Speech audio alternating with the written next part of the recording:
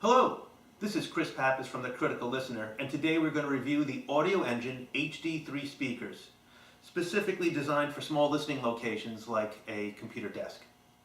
Now, there's a lot of nice options built on to these speakers, like Bluetooth, outputs to subwoofer, and also nice connection right into your USB output of your computer. Today we're going to stick with just the speakers. We're not going to listen to them with a subwoofer, and therefore on the back of the unit, as we can show you in the pictures, there's a setting called normal. There's also a setting for when a subwoofer is hooked up so that it reduces the amount of bass that is sent to these speakers. And while they're great little speakers, and we'll listen to them shortly, they are definitely not going to blow you away with deep, deep bass. But let's give them a quick listen. And while we are on the internet using a low quality microphone on a camera, so take anything you hear with a grain of salt.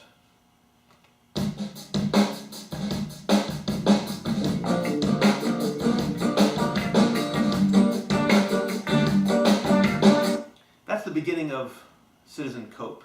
And if you were curious about what that song was, overall, we've spent about 2 weeks with these speakers now, and we can tell you that they are phenomenal for their size and for their purpose. Now, we can't go out and give you a wholehearted recommendation purely on just their sound quality, because there's a couple other options here that work very well, but have some quirks. So for example, we're going to connect our phone to the speakers, and when we do that, you will see something very interesting, which is that they work beautifully connecting to Bluetooth, yet at the same time it becomes a problem. So for example, we're now playing music through our phone. So why is this a problem?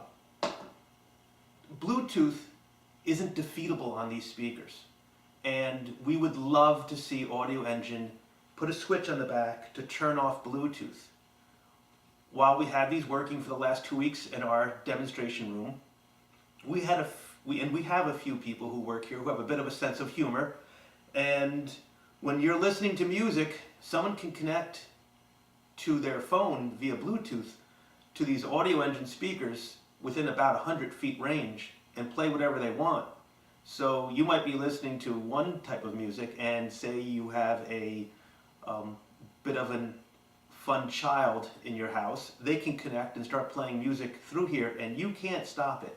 You can push the Bluetooth button to try to repair, to shut it off, but in theory, there's only one product that can be connected to the Bluetooth at a time, and if you are not connected to Bluetooth using your phone and just listening through the laptop, someone with a Bluetooth device can connect at any time and start playing music through here. So if you're in a environment where there's, say, a workplace where somebody might be accidentally trying to connect their phone using Bluetooth to something else, they see AudioEngine, they hit the button, you'll start hearing their phone conversations, and the only way to shut it off is literally to shut off the speakers, power them down, unplug them, find out who's doing it, and disconnect. So it's not perfect. We would love the Bluetooth option to have a defeatable switch on the back of the speakers. The other item that we love about these speakers is how easily they work into an Apple or a Windows PC. Plugging them in instantly loads the software, plug and play, and it takes over the audio device driver on your laptop or computer using the DAC built directly into these speakers. Now, there's another option, the headphone option. According to AudioEngine, this is a 1-watt headphone jack, which is very powerful.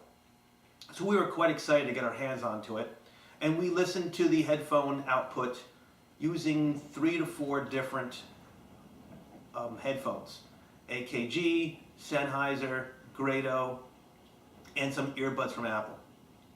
All that said, sound from the headphone jack is excellent. However, the other caveat is that we have a hard time believing this is a true 1-watt amplifier built into it, depending on the measurements. For example, behind us is a Yamaha 2100 amplifier, rates its headphone jack at 50 milliwatts, significantly less than the full 1 watt the AudioEngine promises. Yet that Yamaha headphone jack can power all those headphones significantly louder than the AudioEngines. So while the AudioEngines powered them very loud, probably to most people's limit of listening, the other issue though is they might not get as loud on more difficult to drive headphones. So for example, the AKGs, the Sennheisers, the Grados that we listen to are all between like 30 and 37, 38 ohms to drive. You get a much more difficult headphone, say like a Final Audio or some other product, some of the high range Audizes, they may not get loud enough for you using these speakers, headphone jacks at least. So once again, we wholeheartedly recommend these AudioEngines for the sound quality. We would love a defeatable Bluetooth device. We would also love either a true 1-watt amp built into the headphone jack or a more modest specification for how powerful these headphone amps are. Other than that, it's a great speaker, and at $399, considering you get the DAC, the headphone jack, the Bluetooth, and great sounding speakers for $399, we really recommend these speakers. Just remember the caveats. Thank you so much. This has been Chris from The Critical Listener.